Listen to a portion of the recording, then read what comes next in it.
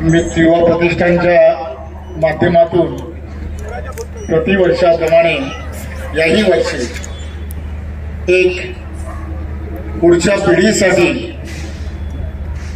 छत्रपती शिवाजी महाराजांनी तुम्हा आम्हा सर्व देशवासियांवरती जे काही उपकार केले,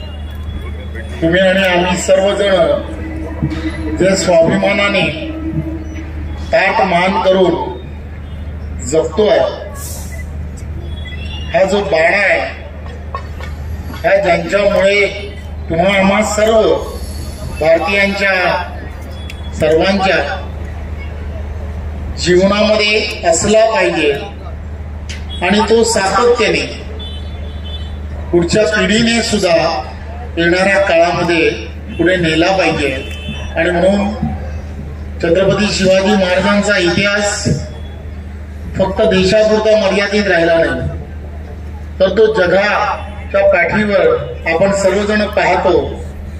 त्यांचा असणारा प्रत्येक जाणता राजा म्हणून त्यांना जेव्हा संबोधलं जातं, तेव्हा त्यांनी त्यांचं स्वराज्य ज्या पद्धतीने उभं केलं आणि त्या स्वराज्य ज्या पद्धतीने उभं केलं, त्या स्वराज्याची असणारी प्रत्येक विषय त्यांनी ज्या पद्धतीने रयतेचा राजा म्हणून रयतेला आवश्यक असणारे प्रत्येक विषय यांना त्यांनी स्पर्श करण्याचं काम केलं। त्यामध्ये त्यांनी सुरक्षेच्या संदर्भात उभे केलेले सर्व हे गडकिल्ले असतील किंवा त्यांच्या पूर्णच्या पूर्ण स्वराज्यामध्ये पाण्याचं असणारं नियोजन असेल, आणि ते पाण्याचं नियोजन आज तुम्ही आम्ही सर्वजण पाहतो की त्यावेळेच्या काळामध्ये वीज नव्हती, परंतु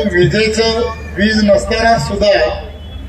एखाद्या ठिकाणाहून पाणी दुसऱ्या ठिकाणी घेऊन जर जायचं असेल तर ते कसं नेता येईल, आणि मग त्यामध्ये आर्किटेक्चर ज्याला म्हणतात की ज्या पद्धतीने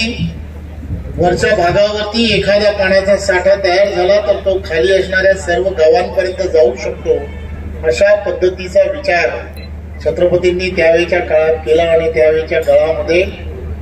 तिथल्या असणाऱ्या 12 बलुतेदारांना सर्वांना वेगवेगळ्या पद्धतीने एकत्र करण्याचं काम हे छत्रपती शिवाजी महाराजांनी त्यावेळेच्या काळामध्ये केलं।